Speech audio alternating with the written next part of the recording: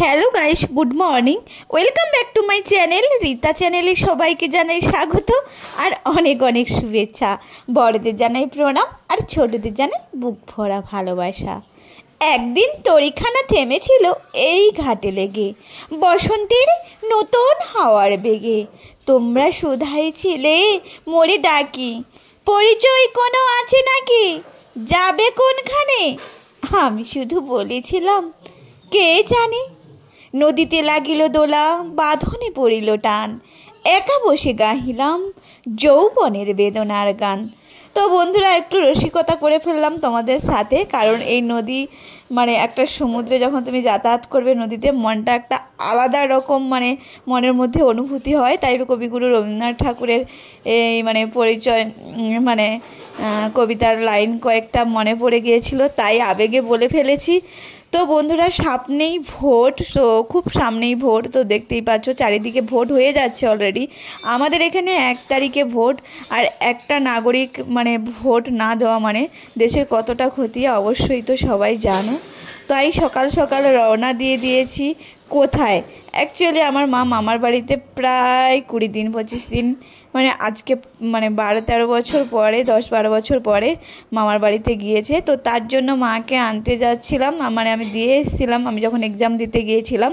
তো এটা বেশ কিছুদিন আগের ব্লগ, আজকেই আমি এডিট করছি। আর তাই এটা দেখতে পাচ্ছ ডায়মন্ড হারবার। তো আর কিছুক্ষণ আগে দেখেছো এই নদীতে যখন যাচ্ছিলাম, যাওয়ার সময় ওই জাহাজটা দেখতে পেলাম। তো চলো, মাকে আনতে যাচ্ছি। আর ভীষণই রোদ আর ভীষণই গরম, কি বলবো বন্ধুরা, কোনো কিছুই ভালো লাগছিল না। তো ওয়েদারটা এতটাই এবছর গরম, সবাই তো বুঝতে পারছো, গরমে আর কি বলবো। তো কি আর করা যাবে, তো গরম তো সহ্য করতে হবে সবাইকে। তো দেখতে দেখতে ডায়মন্ড হারবার পৌঁছে গিয়েছি। দেখতে পাচ্ছ আই লাভ ডায়মন্ড হারবার এখানে লেখা রয়েছে। তো আমরা এই লঞ্চ ঘাটে নেমে যাব। তো দেখো, তোমাদের সামনের ক্যামেরা থেকে দেখানোর চেষ্টা করছি।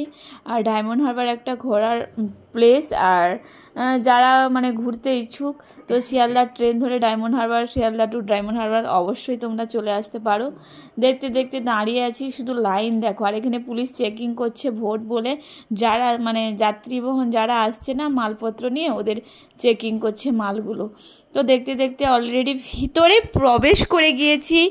আর তোমরা দেখতেই পাচ্ছ আর ওইদিকে দেখো লঞ্চ দাঁড়িয়ে আছে। ভাবছিলাম যে ভ্যাসেল পাবো না, এই টাইমটা ভ্যাসেল নেই, এই টাইমটা লঞ্চ। তো এর পরে যদি পরে যদি বেরোই তো অবশ্যই ভ্যাসেল পেতাম। তো কি আর করা যাবে, তো চলো লঞ্চে যেতে হবে। লঞ্চে আমার উঠতে একেবারে ভালো লাগে না, ভীষণই কি আর বলবো, অস্বস্তিকর লাগে। তো লঞ্চের মধ্যে আমরা বসে পড়েছি। তারপরে দেখো হঠাৎ, তোমাদের কিছুক্ষণ আগেই বলেছিলাম, একটা বড় জাহাজ দেখতে পেলাম, যেটাকে বলে ইংলিশে শিপ। তো চলো একটু স্টাইল ঢং দেখিয়ে দিলাম। আর আমার তো দেখতে খুব ভালো লাগছে। আর নদী কার কার ভালো লাগে অবশ্যই জানিও। আর এটা কিন্তু হুগলি নদী, এটা হচ্ছে হুগলি নদীর শাখা। অবশ্যই যারা যারা হুগলি নদী দেখোনি, তোমরা দেখতেই পারো, এখানে দুভাগে ভাগ হয়ে গেছে। ওই সাইডে গেলে রূপনারায়ণ নদী রয়েছে, তো মেদিনীপুরে, পূর্ব মেদিনীপুরে রূপনারায়ণ নদী। আর দেখতে দেখতে আমরা চলে এসেছি বর্ধা স্টেশন। আর মাঝখানে কিছু ক্লিপ নেওয়া হয়নি, এতটাই গরম না, আর ভালো লাগছিল না। তো বর্ধা স্টেশনে কিছুক্ষণ অপেক্ষা করছিলাম, গরমে বসে যাচ্ছিল না, বারবার জল নিয়ে মুখে ঝাপটা মারছিলাম। তারপরে একটু দেখতে দেখতে ভাবলাম, মেয়েদের তো জানো, তো একটু লিপস্টিক লাগিয়ে নিলাম। আর সারা রাস্তার মধ্যে জল মারতে মারতে মেকআপ টেকআপ উঠে গলে ফলে কি আর বলবো, বলতে বলতে ট্রেনও চলে এসেছে। আর অনেকক্ষণ অপেক্ষা করার পরে ট্রেন চলে এসেছে, আর আমরা অলরেডি ট্রেনে উঠে পড়েছিলাম। আর দেখতেই পাচ্ছ ট্রেনের মধ্যে উঠে পড়েছি, নানান রকম দোকান উঠছে। আর এতটাই খারাপ লাগছে না, আর মনটাও ভালো না। ভাবলাম যে মাকে আনাও হবে, একদিন ঘোরাও হবে। আর এক জায়গায় থাকতে সবাই কার ভালো লাগে বলো, তো একঘেয়েমি চলে আসে।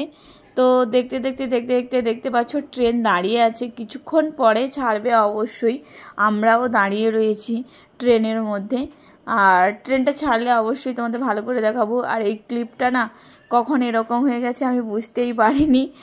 আর ভিডিও এডিট করার সময় দেখলাম, তো সেটা বড় কথা নয়।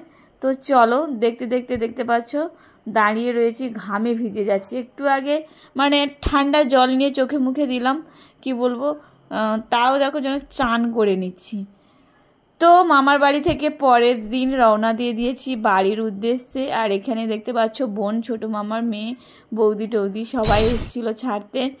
আর আবার ট্রেন থেকে আমরা বর্ধা স্টেশনে নেমে গিয়েছি। আর মা দেখতে পাচ্ছ পাশে মা রয়েছে।